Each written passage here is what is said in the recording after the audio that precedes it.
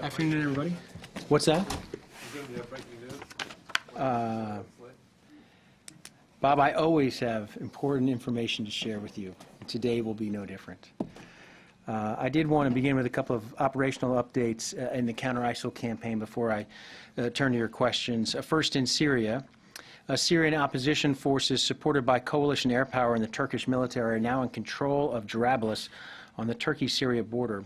While ISIL has largely been forced out of the city, operations to clear pockets of resistance and IEDs left by ISIL continue. We did conduct additional coalition airstrikes today in support of the effort. Combined with the success of the Syrian Democratic Forces in freeing Manbij from ISIL, this is another important milestone in the military campaign. Again, this area of Jarablus has been a focal point of foreign fighter flow for ISIL. ISIL's ability to move those foreign fighters and potential external operatives back and forth across the border has put the people of Syria, Iraq, Turkey, and beyond at risk, and the Manbij to Jarablus route is no longer available to ISIL forces. Likewise, the route from Manbij to Raqqa has also been severed as a result of all these recent operations. This is a major blow to ISIL, and the Jarablus operation in particular, another significant step forward for the campaign. As has been reported, some of the SDF forces who fought so hard and so well to free Manbij have, as anticipated, moved back to the eastern side of the Euphrates River.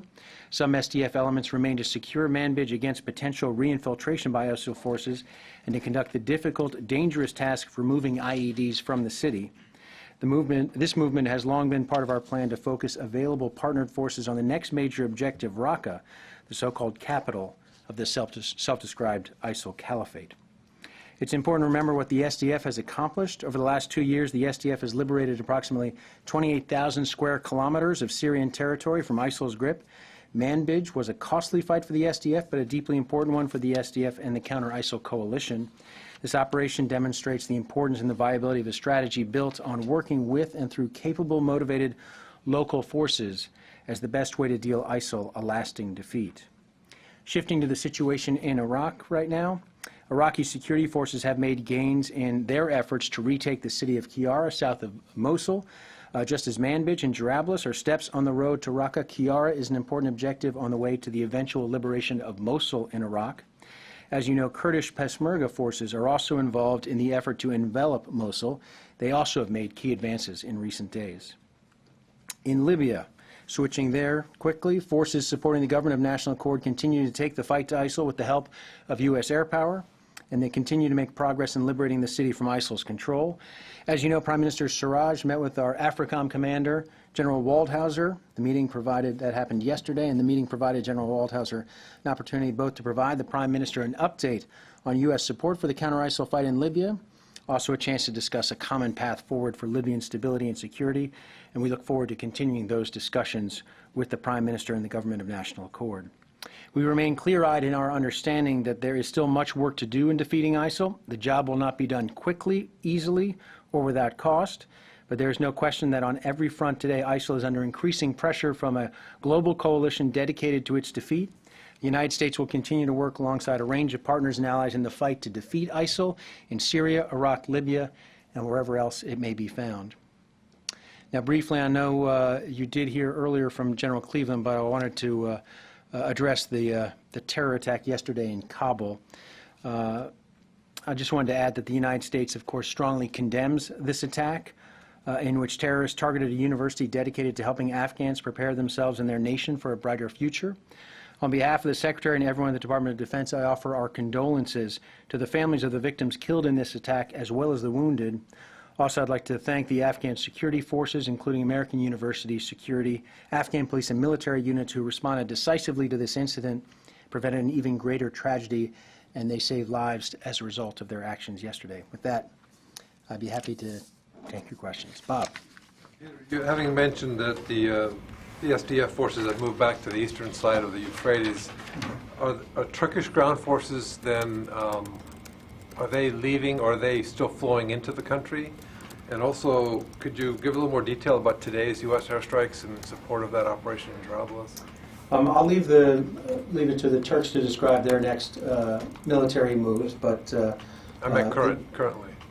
Currently, there's still Turkish forces in at least in the area of Jarablus. But again, in terms of their operations, what they'll do next, I'll leave that to the Turks to describe. But again, that was part of the their movement that was coordinated with the coalition, and of course we supported it with airstrikes yesterday, and there were, as I understand, at least one additional airstrike today.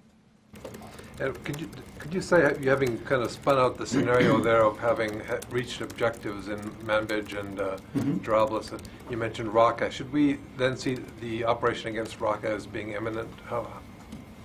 Bob, you know we're not going to put a calendar on it.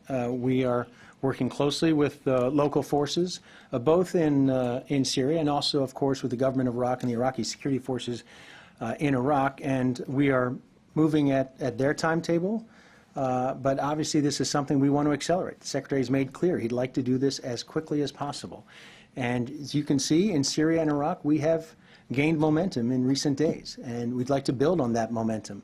I'm not going to put a timeline on it, but you know our ultimate objective here is Raqqa. The Secretary has made clear that that, as their so-called capital, their so-called caliphate, is a key objective here.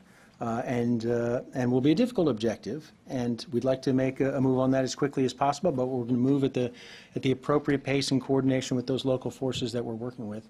And likewise, the same for Mosul with the Iraqi security forces. But by all means, we'd like to do this as soon as possible. Thanks. Yeah. Barbara. Peter, on Iran in the Gulf, the encounters with the U.S. Navy, can you bring us up to date across the board? What yesterday happened that led the Navy crew to believe they had to fire warning shots at this Iranian vessel? What can you tell us about the possibility that there were two other additional unsafe incidents yesterday? Not the video that we've all seen from 2 days ago, but I'm referencing the warning shots, two other incidents yesterday. And what's the assessment on what you think the Revolutionary Guard Corps Navy is up to, what this says about central command and control by the Iranians over their own security forces? Well, there are a lot of questions in there. So right. let me, Across the board. I'm sure I'm going to forget one, and you can remind me. With regard to the event yesterday that you all have reported on, again, the crew determined that these Iranian craft coming at them were approaching in an unsafe and unprofessional manner, and they did what our very professional Navy has been forced to do in the past when confronted with similar situations, and that is to take appropriate steps to try and de-escalate the situation. That's what they did in this instance.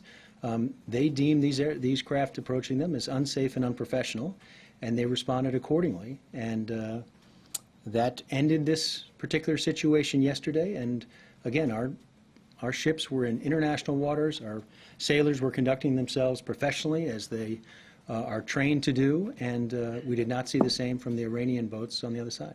But is it not the case, in the view of the U.S. military, if you are compelled, if you're in a situation where you are compelled to go to the step of having to fire warning shots, what does that say about the potential threat being posed to U.S. naval forces at that moment?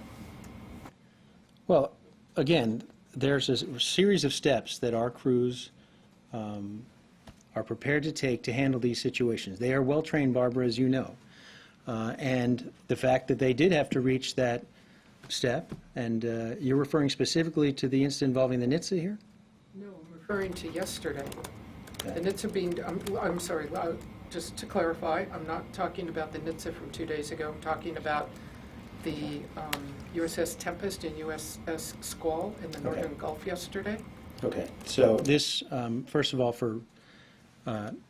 I'm just seeing some of the information regarding this incident as well. So I don't have all the details, and I'm going to refer you for as many details that I miss to CENTCOM and to NAVCENT, because they'll have more than I will. But my understanding is they were, in this instance, they did feel compelled ultimately to fire 3 warning shots. And the reason for that is they had used steps, they had taken steps already to try and de-escalate this situation, appropriate steps, including flares, trying to, again, warn the Iranian craft away. And so they felt the need to take an additional step to try and de-escalate the situation, and that was, again, to fire these warning shots. And Barbara, these steps are taken in order to make sure that our crew and our ship, they're able to protect themselves and to try and prevent this from escalating into a more serious situation. They did that. The Iranian craft, as I understand it, left at that point. But again, the onus here is on the Iranians to conduct themselves in a safe and professional manner, like navies all over the world do. And in this instance, in the instance the other day with the Nitze, in the view of the crew, that did not happen. So it gets to, what does the U.S. think the Iranian Revolutionary Guard Corps naval forces are up to here? Are they under the control of the central government? Are they out there operating on their own? Are they threatening you? Do you feel a threat from them? Why are they doing all this? And can you see if you can clarify for us, were there 2 additional incidents yesterday, unsafe incidents? But what do you think the IRGC's up to? So my understanding is that there may have been yesterday 2 incidents involving the Tempest and the Squall. And there was another incident involving another U.S. Navy ship. Quite honestly, I think it was referenced the Stout, and may have involved some of the same Iranian vessels. So you're talking about maybe talking about some of the same craft, but separate incidents. So bigger picture here. These were incidents that, again, the crews deemed that were unsafe and unprofessional. And as to why the Iranians are doing this, I'm going to leave it, you need to ask the Iranians why they're doing this. They're not conducting themselves in the way that professional navies do. And we have these interactions all the time. We have interactions with the Iranians all the time. And the Iranian, and for a significant number of times, these are routine and safe and professional. At least that's been But all these others are IRGC. I'm going to leave it to NAVCEN and CENTCOM to explain that to you in more detail. But the big picture here, Barbara, is that these are incidents that carry a risk of escalation. And we certainly don't desire any escalation, any sort of confrontation there. Our ships are operating as they have for years in that part of the world, in international waters, and will continue to do so. And there is no need for this kind of if you will, unprofessional behavior. It does not serve any purpose. We're going to continue to operate, and we're going to continue to take the steps that we need to do to make sure that our sailors and our ships are as safe as possible as they conduct their operations. Were warning shots only fired once yesterday, or this? You said you had another. I guess the Iranians twice, is what you're saying, came unsafely close to the Tempest and the Squall, and at another point they came close to the Stout. The warning shots were only fired in this one instance, as I understand it. So. I guess I would just also say, I do want to just say, if you could communicate to the Navy, I think the level of interest when the U.S. Navy fires warning shots at the Iranians is an immediate level of interest by the U.S. press corps. I think it's a little distressing to find this out as a point of history the next day rather than of news. Anything you could do to encourage the U.S. military to tell us when they fire on another country? I believe they fired warning shots in the water, but Barbara, we're sharing this information. In some instances, like today, you might be reporting on it before some people in this building are totally aware, given the distances. And some of the information conveyed here. There's a chain of command that needs to be followed here. Our sailors are conducting themselves professionally. They do have responsibilities to a chain of command. They have operations they need to maintain. And again, our folks were doing what they were supposed to be doing, and they've conducted themselves professionally. And there is a review, of course, as always in these situations, as to the circumstances involved here and how this played out, and that is still underway, as I understand. I appreciate it. I think you can understand. We want to know. Yeah, Paul? I want to ask 2 separate questions. One is on the North Korean missile test. North Korea said this morning that it was a multi-stage missile that traveled on a high trajectory and successfully tested the warhead impact, which, if true, seems like an advancement on their past missile tests. So would you assess this as progress? And if so, does that worry you about the situation on the peninsula? I'm not going to characterize their test other than to say, as with previous tests by the North Koreans, this is not only a violation of UN resolutions, but is, again, a provocative act by the North Koreans that does nothing to promote stability and ease tensions on the Korean Peninsula. And again, it demonstrates why we are continuing to work so closely with our South Korean and Japanese allies in terms of the steps we need to take to make sure that that the defense of our allies is as robust as it can be, why we're taking steps with regard to missile defense in the region, and why we're conducting exercises like we are with the South Koreans now to make sure that we're doing everything we can to address the very real concerns we have about the actions of North Korea, actions like this test would indicate. Just the second one on Iraq. Iraq's parliament seems to have voted today to oust the defense minister. They also, as far as I understand, don't have an interior minister. And is this a concern for the U.S., given that this is one of our closest allies in the counter-ISIL fight?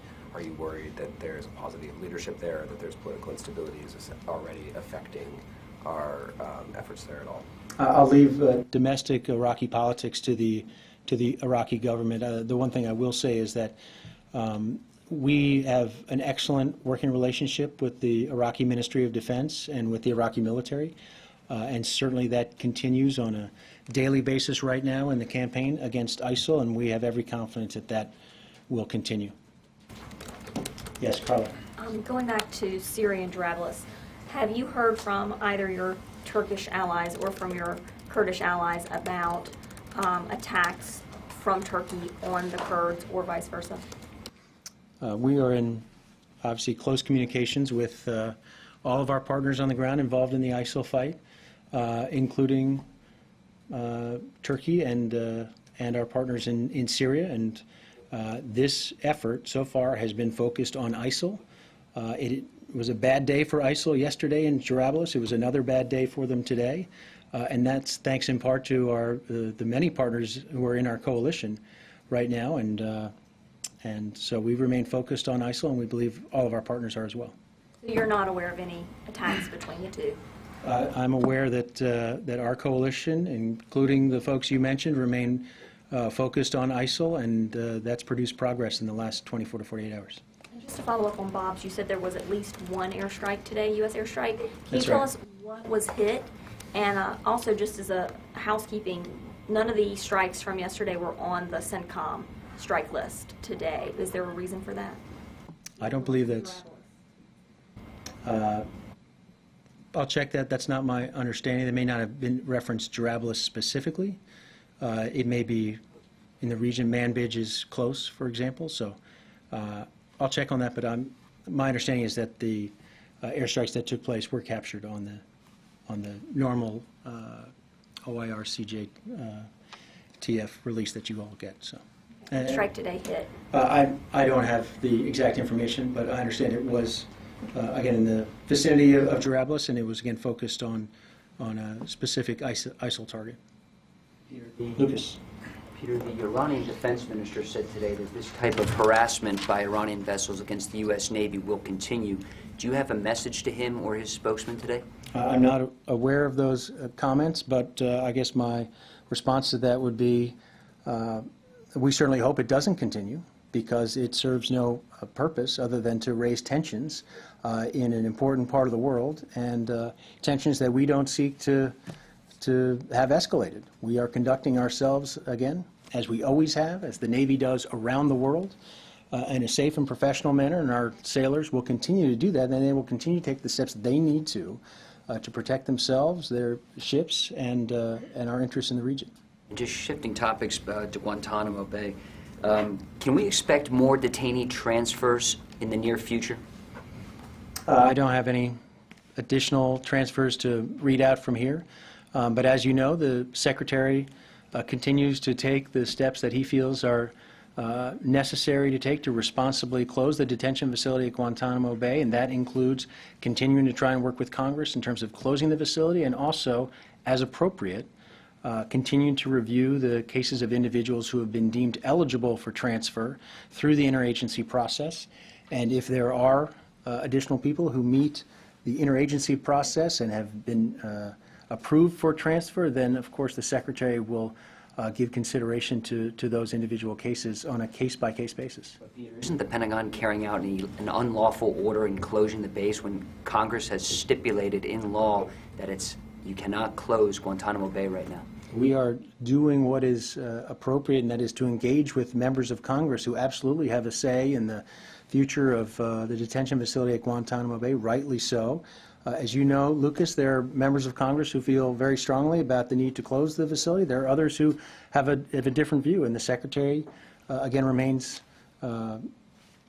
confident that there's an opportunity here to have a conversation with Congress, an appropriate conversation about the future of that facility and whether or not there could be an opportunity to move those who cannot be transferred to another location, to another country, those who cannot be released because they pose such a threat, to housing them at a facility, an appropriate facility here in the United States. And that's a conversation that, again, he hopes to continue to have with Congress.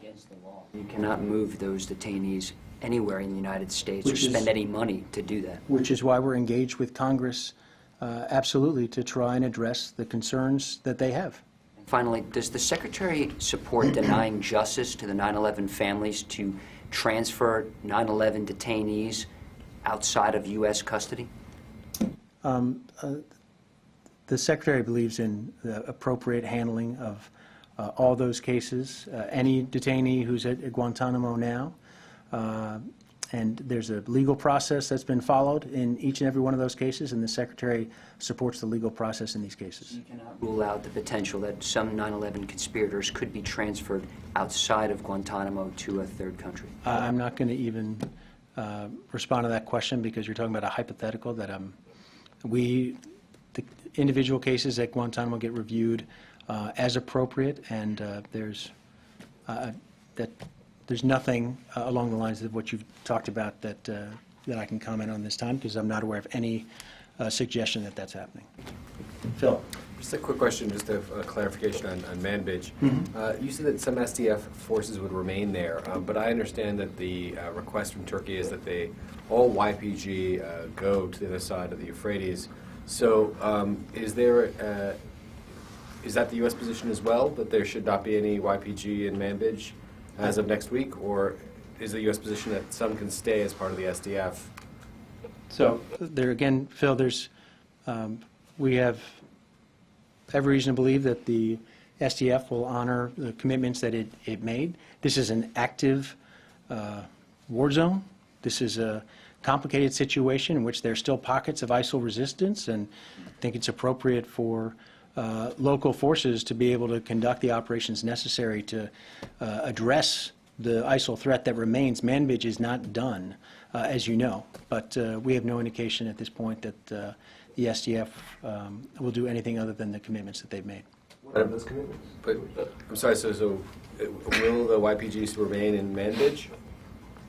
There are, again, Manbij is not complete.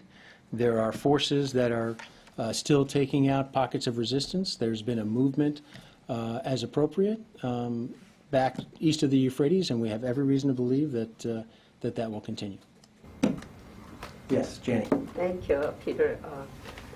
Reported by the United Nations Command that North Korea is laying landmines near DMZ to prevent defections. Can you comment on this? About the discovery of those landmines? Yes. I did see the report about that. Obviously, we have concerns about the placement of landmines that might pose a threat. So it's obviously a concern to us. I don't have all the details on that particular incident, but I know that it was something that U.S. Forces Korea certainly alerted us to here, and remains a concern, of course, for General Brooks and his team.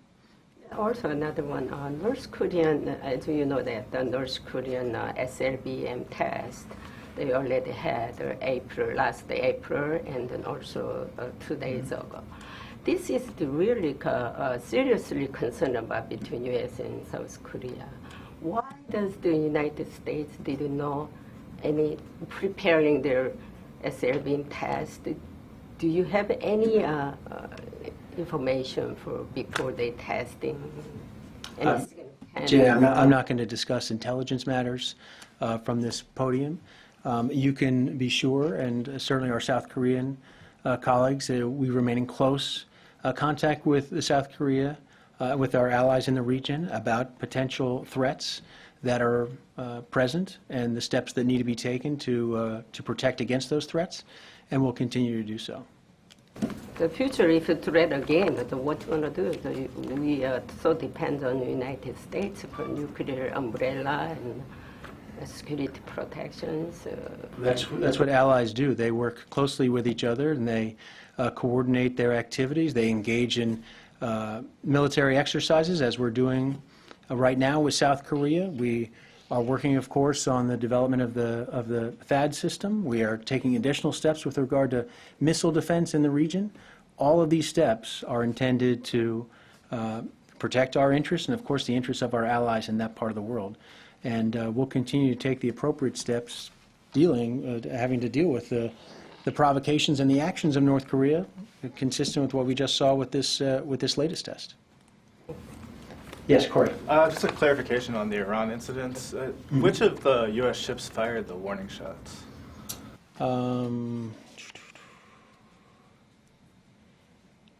My understanding is the Squall fired the warning shots, but I would again urge you, since I have gotten this information shortly before I came out here, to check with CENTCOM and with NAVCENT on the particulars. Yes, Thomas. Going back to Drablus, Yeah. This operation kind of seemed to come out of nowhere. There wasn't that much talk in this building, at least of that key border town. So I'm kind of curious, how much of a heads up did Turkey give us, since it was a joint operation? We loaned ISR and air support to it. What was that coordination like, and how long did we know before it happened that it was going to happen? I'm not going to give you a calendar on it, Thomas, but I can assure you that our conversations with the Turks have been ongoing for months, of course. They're a member of the coalition.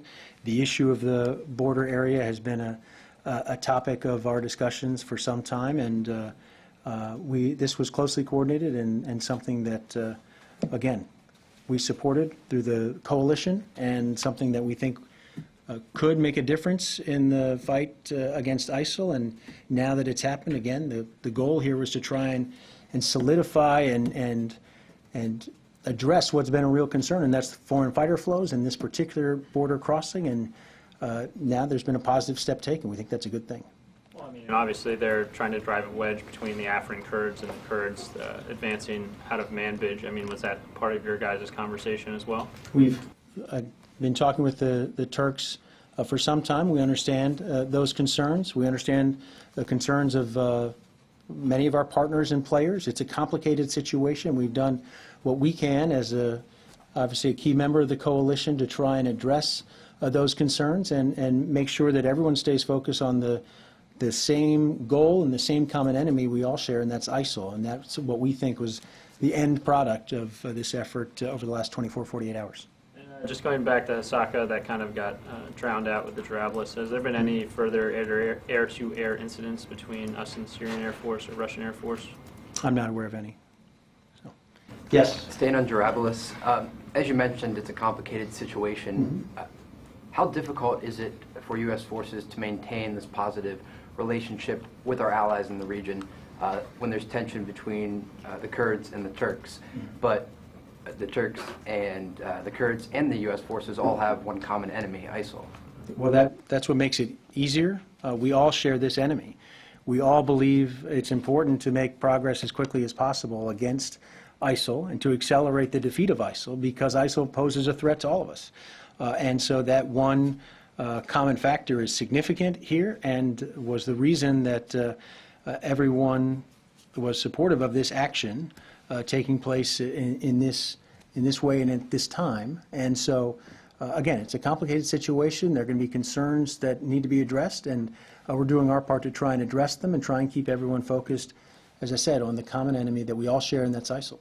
Do Do you think having one common enemy is ultimately going to help bring the Kurds and the Turks to the table for future conversations to reduce tension in the region that they may have? I'll leave that to the Turks and to the Kurds to speak to the future. I can only address what we're doing as a coalition focused on ISIL. And again, we share this common enemy. We've made common progress against that enemy in recent days and weeks, and we look forward to continuing that progress in the coming days ahead. Yes? One last question on Jarabulus. The Turkish foreign minister came out with a fairly thinly veiled threat saying that the Turkish forces would fire if they didn't go back to the other side of the Euphrates, the YPG that is. With the U.S. supporting the Turkish assault, couldn't that be seen by the YPGs taking sides in this issue? We go back to what we've been saying. This is a situation where we share a common enemy, ISIL, where we have been working with local partners and coalition members to try and address their concerns as we confront this central enemy, and we remain focused on that effort, and we believe that this can be accomplished successfully while addressing the concerns of the various players, and we'll continue to do that. And again, these are significant contributions made from a range of partners and coalition members. This is not just a U.S. effort. There have been significant local forces that have made sacrifices in this fight in Iraq and in Syria. There are coalition members who continue to provide significant accelerants to this campaign, to further this campaign beyond the United States. We're deeply appreciative of those efforts, and we want to continue this pace. We want to step this up. We want to do this even sooner. You've heard Secretary Carter talk about that. This was, again, a significant step in Jarabulus. It was a significant step in Manbij, and we think there are going to be more taken in the days ahead in Iraq as well. Yes? I'm sorry, just on North Korea, with the bilateral decision to deploy THAAD, upsetting Russia and China and your peers, and obviously North Korea, are we to expect more aggressive, by putting THAAD there, operational 2017? I mean, can you talk about, should we expect a little bit more aggression from North Korea? Well, it's a defensive system, and so we're taking steps. We're not going to predict the future. We would welcome steps by North Korea to ease tensions and to not take these kinds of provocative actions. But in the meantime, we have to address the reality we see and work with our allies, and that's just one in of course, a number of steps that we've taken to try and bolster our alliance relationship and the security and defensive posture that we have in the region. And we would certainly hope that we don't have to expand and take additional steps. But the reality is what it is, and we are taking the steps that allies should take to try and coordinate and work closely together to try and address the threat that we see right now from North Korea. Carla? Thanks, Peter. Back to Jarabulus. You had just said that everyone was supportive of this action. Does that mean the Kurds were made aware by either U.S. coalition or Turkish forces prior to the offensive in Jarabulus? Carla, I'm not going to get into all the private negotiations and private discussions that have been going on, but this is a coalition effort with local partners on the ground, in which case there's been a significant amount of consultation and discussion to try and make sure that the end result here is ISIL is degraded, destroyed, removed from Syria. And we believe that, again, the coalition has made progress on that front. Jarabulus is part of that progress, just as Manbij was a significant part of that progress. And now, while we don't have a timeline on it, as I addressed in Bob's question earlier, certainly we want to keep the focus ultimately on Raqqa and being able to reclaim Raqqa as well. But as a coalition partner, they were given a heads up, right? There have been discussions throughout this campaign at every step of the way with all of our partners on the steps that are being taken, and we'll continue to consult and work with our partners as appropriate. Yes? I want to follow up the North Korea. Do you see any progress in terms of North Korea SLBM? Again, I got this question earlier. I'm not going to characterize what they've done in terms of their testing. The fact that they are testing alone is a provocative act that does nothing to improve stability and security on the Korean Peninsula. It only escalates tensions.